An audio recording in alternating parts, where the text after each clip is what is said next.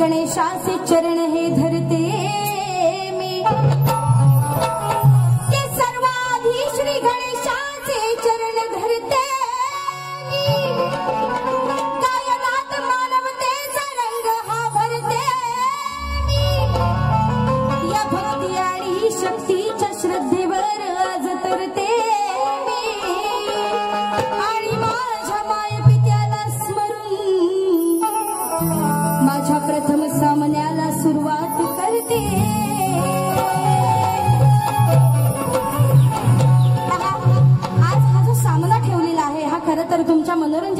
ठेवलेला आहे आणि म्हणून आज स्तवन आणले ते खरे रसिकांवरून आहे। कारण रसिक प्रेमी आज एवढे आहेत की आज एवढा जो काही गोतावळ जमलेला आहे ही सगळी कलाप्रेमी रसिक जन आहेत आणि आज या रसिक जनामुळे आम्ही कलाकार आहोत आणि म्हणून या रसिकांसाठी आजचं स्तवन खास करून आणलेलं आहे। पण तत्पूर्वी आज हा कार्यक्रम ज्यांनी आयोजित केलेला आहे त्यांच्या बाबतीत दोन शब्द बघा काय म्हणायचं आहे की हर्षाचा माहोल मठकडू या गावात झालेला आज हर्षाचा माहोल मठकडू या गावात झालेला प्रत्येक घरातला माणूस आज हा सामना पाहायला आलेला आणि भगवे परिवाराने आमच्या कलेचा सन्मान केलेला आणि म्हणून या साऱ्यांसाठी आणि जमलेल्या मायबाप रसिकांसाठी शाहीर तेजल पवारने शक्तीचा साज केलेला म्हणून कलावंताची जाण चार चौघात मान कलावंताची जाण चार चौघात मान मग पहिले वंदन तुम्हा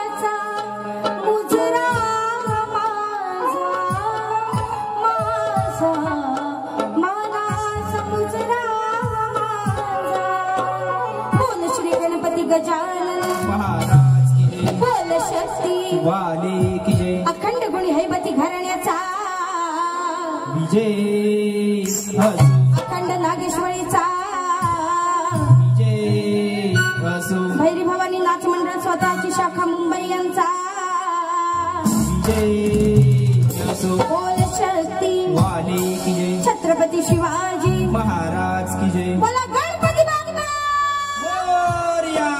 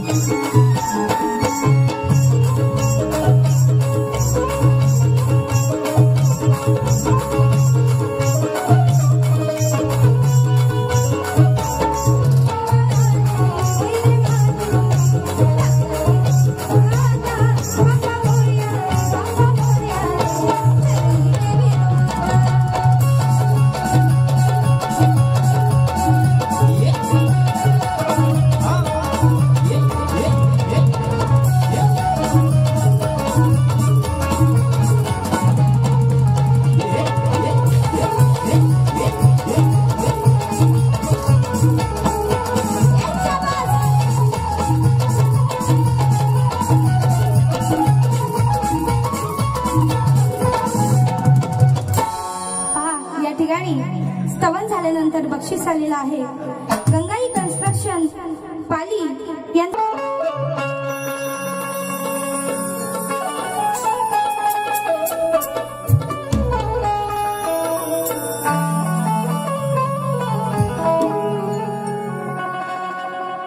सुखाची चाहूल हर्षाचा पाऊस म्हणजे लाडका गणमाज अरे तूच खरा तारणहार या सृष्टीचा नाच अरे त्रिभुवनात तुझ्याच नामाचा देवगा जवाचा आणि नामस्मरण करणे तुझे म्हणजे अरे ध्यास आहे श्वास आहे जीव की प्राण आहे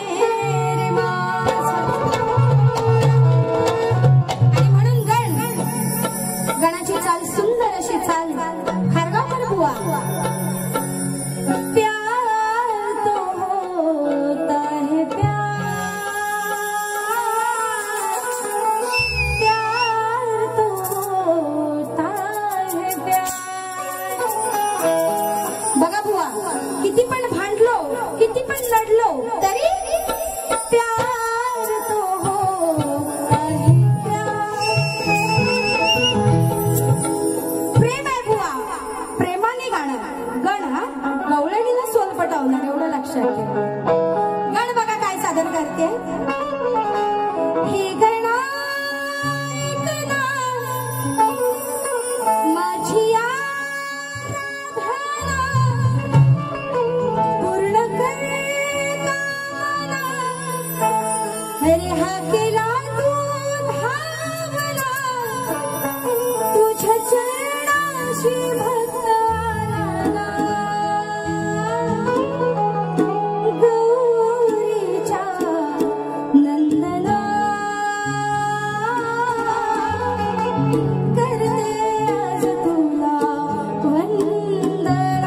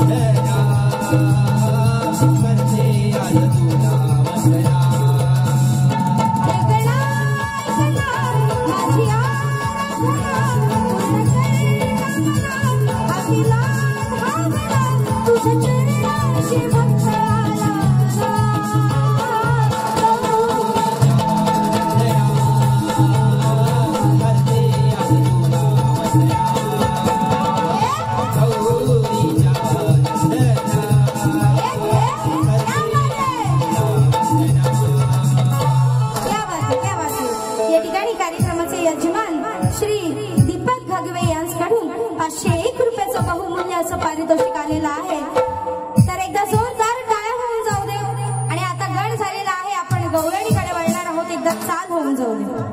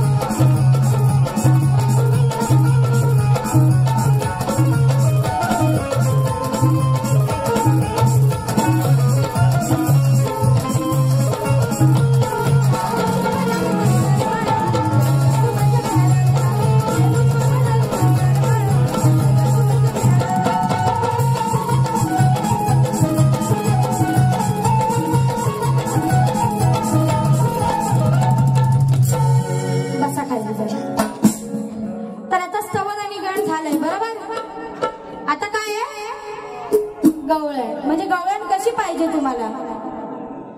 गवळण कशी हवी? जोरात होऊ दे काय? हा जोरात होऊ दे ना. काय ते जोरात जोरात आवाज दिला तर जोरात गवळण होणार. जोरात होऊ दे का नको? होय ना. आता बुवा लांजात आलाय हाय की नाही? आपल्याला काही फरक नाही पडत, आपण रत्नागिरी लांजा बरोबर, पण बुवा लांजात आलाय बरोबर. आता सांगत होते जाऊ दे, बुवा लांजात आल्यानंतर लांजाप्रमाणे बारी ही झालीच पाहिजे. एकदा जोरदार आवाज होऊन जाऊ दे. गवळण जोरात करायची का नाही? इसको बोलते हे आवाज. तर आता गवळणीचा विषय बघा कसा आहे की हा जो काना आहे ना हा छोटा असतो, म्हणजे सगळ्यांना माहितीच आहे. हे शास्त्र पुराण ग्रंथ या ठिकाणी बरीच ज्ञानी मंडळी आहे, शाहिरी वर्ग सुद्धा या ठिकाणी उपस्थित आहे. तर काना हा छोटा असतो. त्याने जेव्हा खोड्या केलेल्या असतात, कंसाला वध केला असतो कंसाचा, तेव्हा त्याचं वय वर्ष 8 होतं. खोड्या केल्या त्यावेळी त्याचं वय वर्ष 3, 4, 5, 6, 7 वय होतं. मग आता इथे बसलेली 3-4 वर्षाची पोरं कशी द्वाड असतात हे आपल्या सगळ्यांनाच माहिती. कोणी काय गप बसत नाही. तर तो जो काना आहे ना, तो काना किती खोड्या करतो आणि बोलताना कसा मान डुलून अगदी बोलतो, नाही नाही माई मी नाही दूध काढला. म्हणजे तो एवढा गोड बोलत असतो की गवळणीला त्याचं कुतूहल वाटतं, त्याचं नवल वाटतं. तर या गवळणीला माई जवळ जातात, त्याची खोडी घेऊन जातात, पण गोड खोडी घेऊन जातात की बाई तुझा काना किती गोड आहे ग, तो कसा बोलतो ग. आणि मग त्याचं काय होतं पुढे ते माझ्या गवळणीतून ऐका. तर बघा काय म्हणायचंय.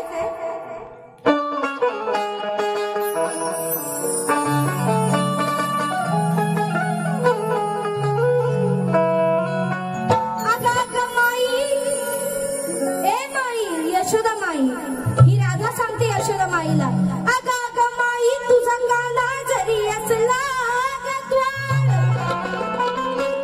पण आम्हा साऱ्या गोपिकांसाठी तो आहे गद्वाड.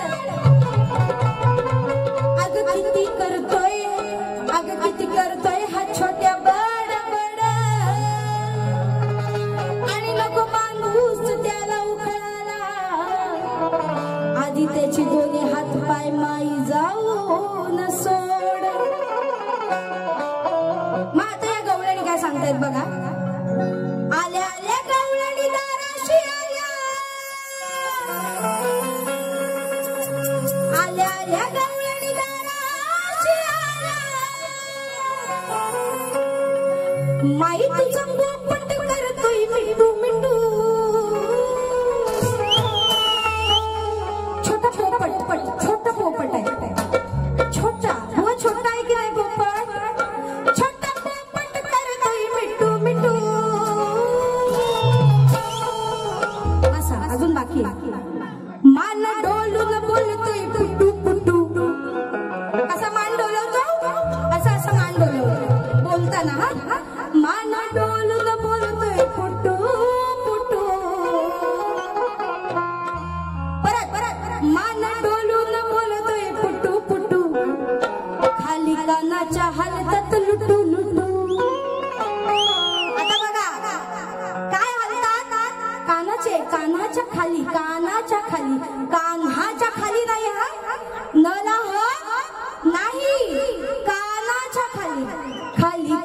कानाचे हलतात लुटू लुटू म्हणजे काय डुलो डुलो.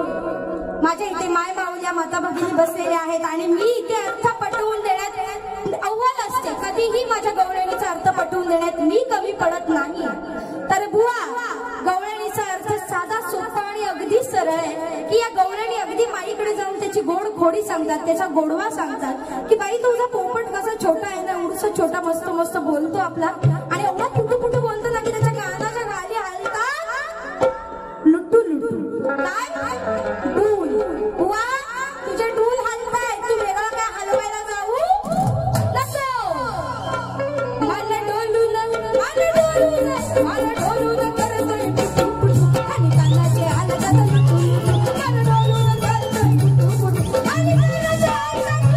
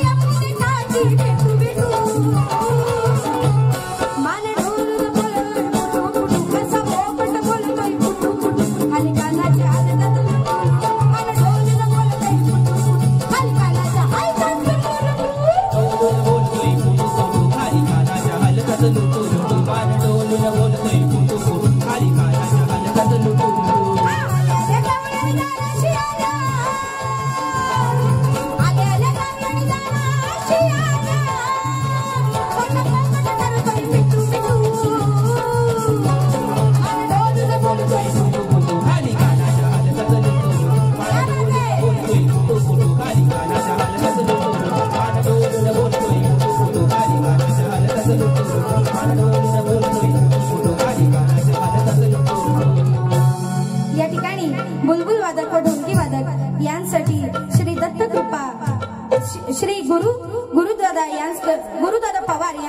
501 रुपयाचं बहुमूल्य असं पारितोषिक आलेलं आहे. आम्ही त्यांचे आभारी आहोत. धन्यवाद धन्यवाद धन्यवाद.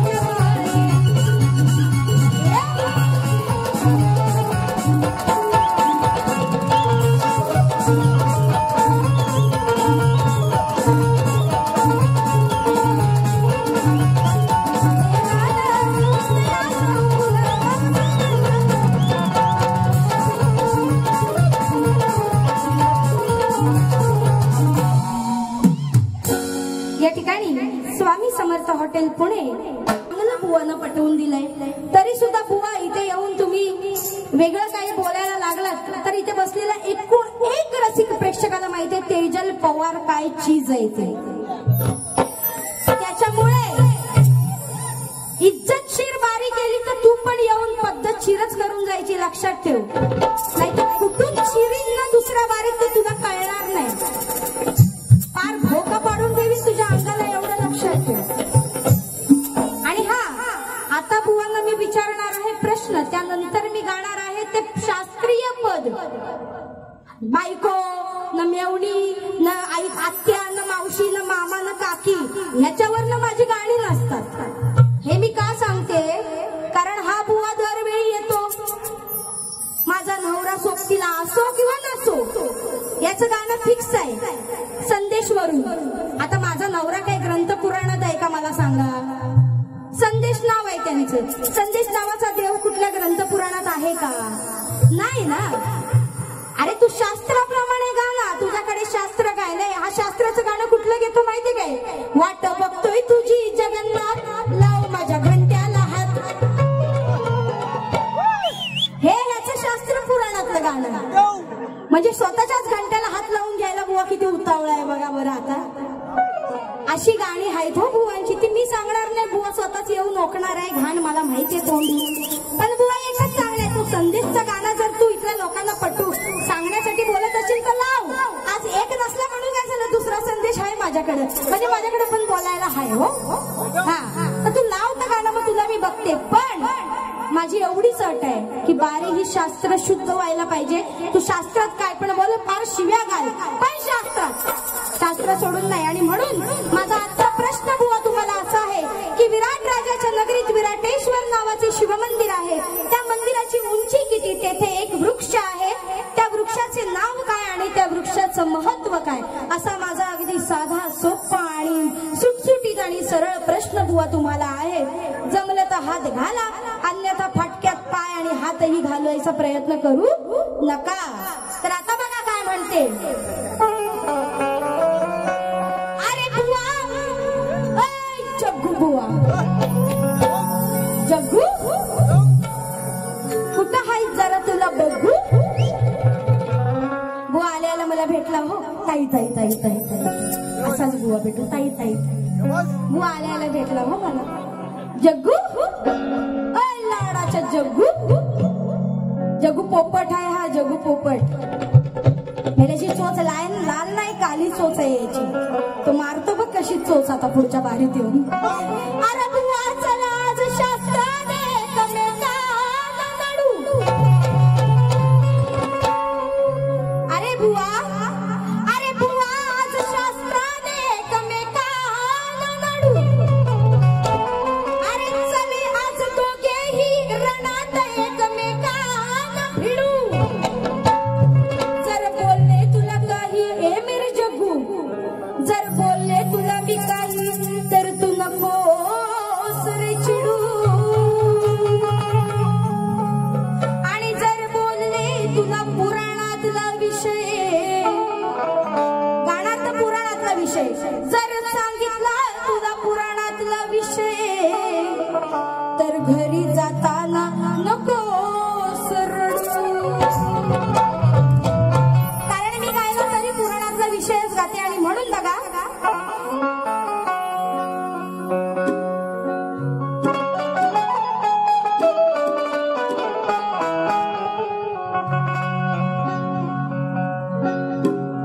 आला आला बुवा जो शब्द आला पायनयाचा थाऱ्यावर. मग पायनयाचा थाऱ्यावर याला सोडून दिलाय वाऱ्यावर. पायनयाचा थाऱ्यावर याला सोडून दिलाय वाऱ्यावर.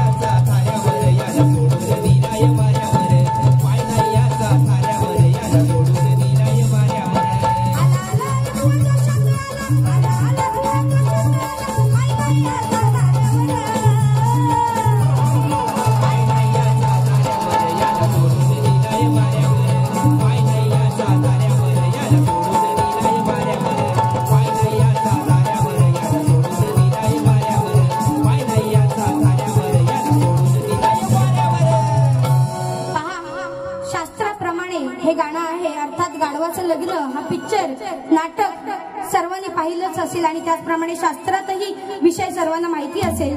तर त्यावेळी इंद्राच्या शापाने गाढव बनून भूलोकी गेलेल्या ती जी कथा आहे त्याचं मी इथे वर्णन केलेलं आहे या माझ्या शास्त्रीय पदातून. या ठिकाणी वैभव कडू विट्या माइंड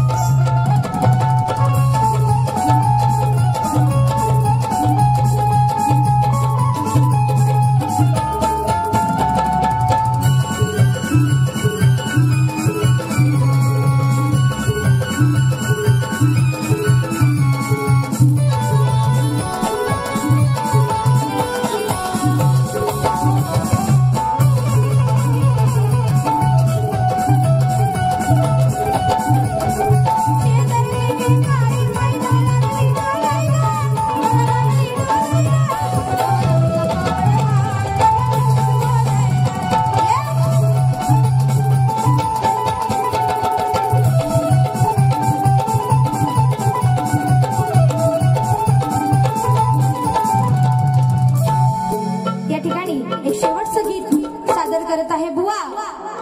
11:15 बारी हातात घेतलेली आहे आणि बरोबर 12:30 वाजलेले आहेत. टाइमात आणि लिमिट मध्ये बारी केली करून बाहेर जाणार आहे मी. तर तुम्हाला देखील विनंती आहे, भजनाप्रमाणे इथे 2 तास काढायचे नाही का. आधीच वॉर्निंग देऊन ठेवते, वेळेत कार्यक्रम संपवूया, लोकांना मजा देऊया, जेणेकरून तुमच्या देखील दुसऱ्या बारीला पब्लिक थांबलं पाहिजे.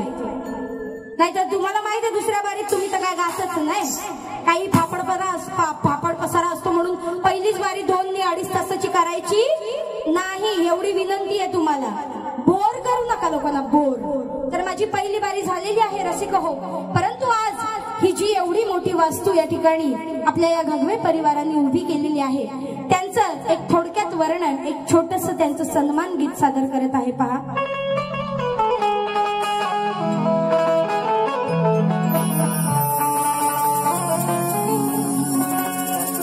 मोठी निर्माण करून वास्तू,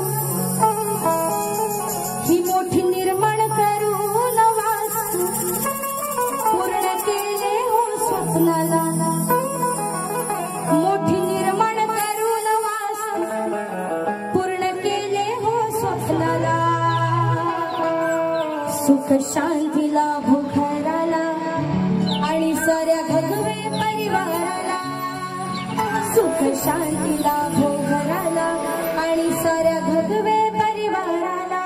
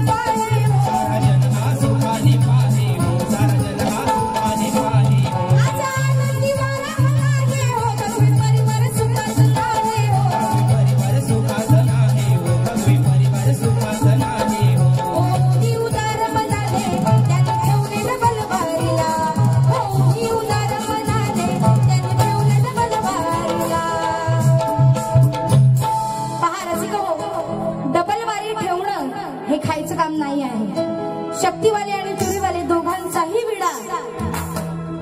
त्यांची सगळी मॅनेजमेंट, त्यांचं जेवण खावण आणि त्याशिवाय हा स्टेजचा खर्च, हे सगळं जवळजवळ लाखापर्यंत खर्च जातो.